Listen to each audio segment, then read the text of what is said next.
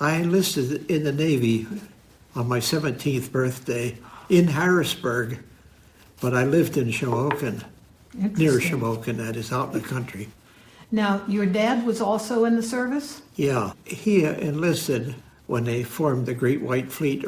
Teddy Roosevelt was president, and it was his idea. He wanted to have the fleet go around the world to show that we were a world power. Went aboard the Minnesota, which was one of the battleships. So he took that cruise. That was one of the highlights of his life, he said. How long was he in the service? Altogether, about 32 years. Wow. But he was enlisted in the Navy early, and he retired from the Navy. A few weeks before Pearl Harbor, he got a letter in the mail from the Navy Department telling him to report to the Navy Yard in Philadelphia. He's back in active duty. So he put another 6 years in during World War II. So you and your father were both in the Navy during Yeah. World War II? And my two brothers. That picture, that of us is pretty unusual. Let's see, it's my two brothers, me as three, as four, my dad. We were all in the Navy.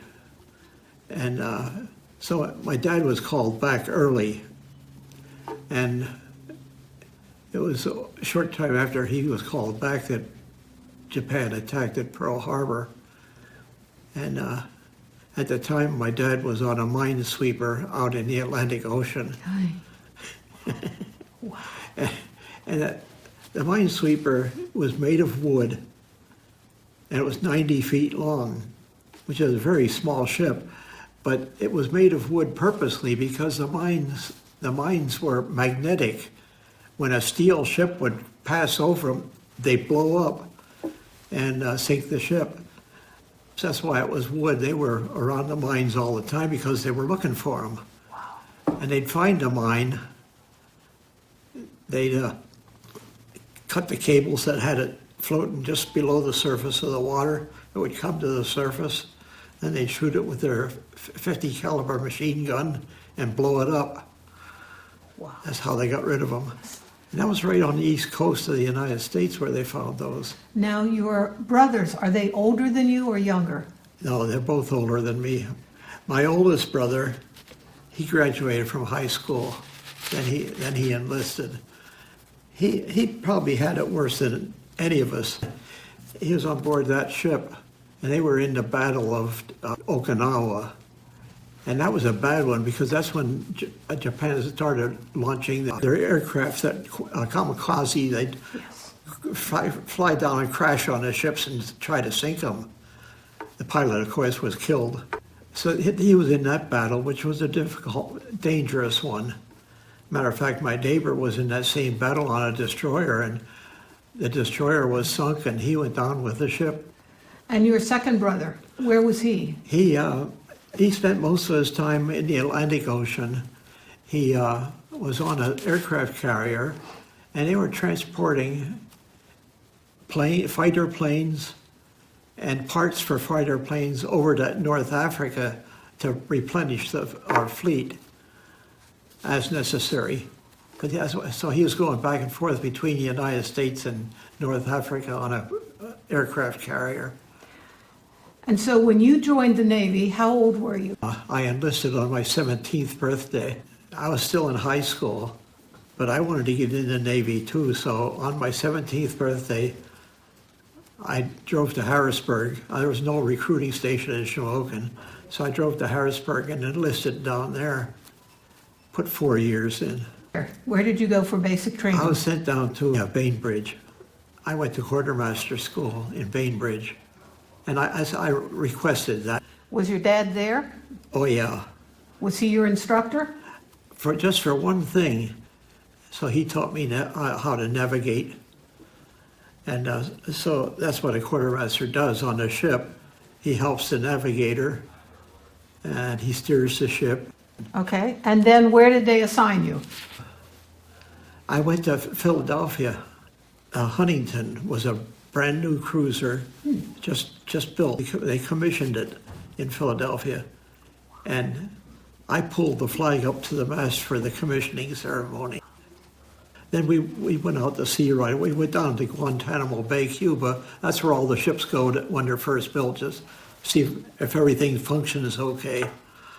Then we were out in the Atlantic, just off the East Coast and the northern part of the Atlantic, and we were searching for German submarines, because at the time the German submarines were taking all the officers and officials from Germany to get them out of there and hide them somewhere, because they were war criminals. And that's where I was when the war ended. So you stayed on because you had just signed on late in the war. What did you do after the war concluded? We spent a lot of time in the Mediterranean on the cruiser. It was a combination of goodwill, and we were occupying. When the war was over, we occupied Italy and Egypt and North Africa. We occupied all of that area and took command of it. And that's what we were doing. What did that involve? What did you end up doing? All we did was ride around in our ship in the Atlantic and go in all these different ports and show them our big guns. Then they behaved themselves. Interesting. Did you go ashore? Yeah, I always went ashore. Everywhere that I went ashore, I always walked all over everything, the whole town or countryside or whatever it was. Yeah, I have a few stories about what I did. One of the bad stories is when I was in Egypt, but I went ashore in Alexandria with another guy. And we were advised if we get off there, we should take a taxi down to the center of town or go in groups of 5.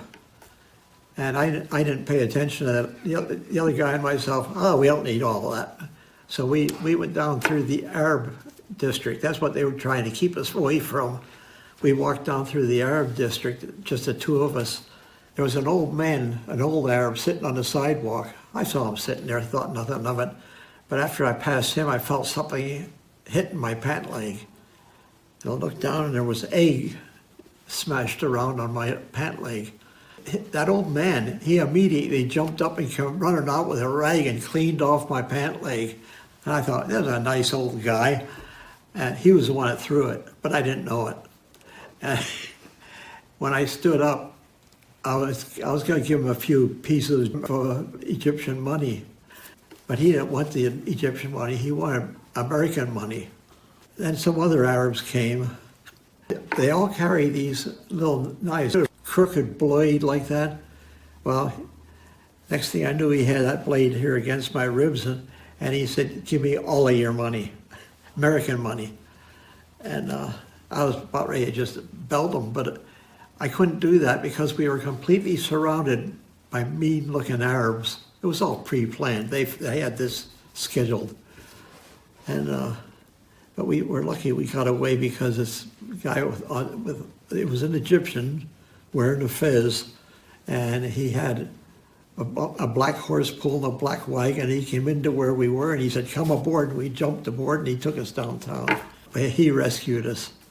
I guess after that you traveled with groups of 5, right? Yeah, well, I wrote a book, the many dumb things that I did in my lifetime, and that's one of them.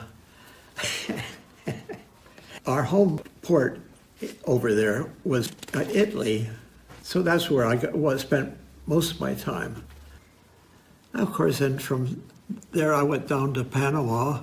I spent a year in Panama. We went through the canal to get to the Pacific side, and that's where the Navy Yard was, on the Pacific side of the canal.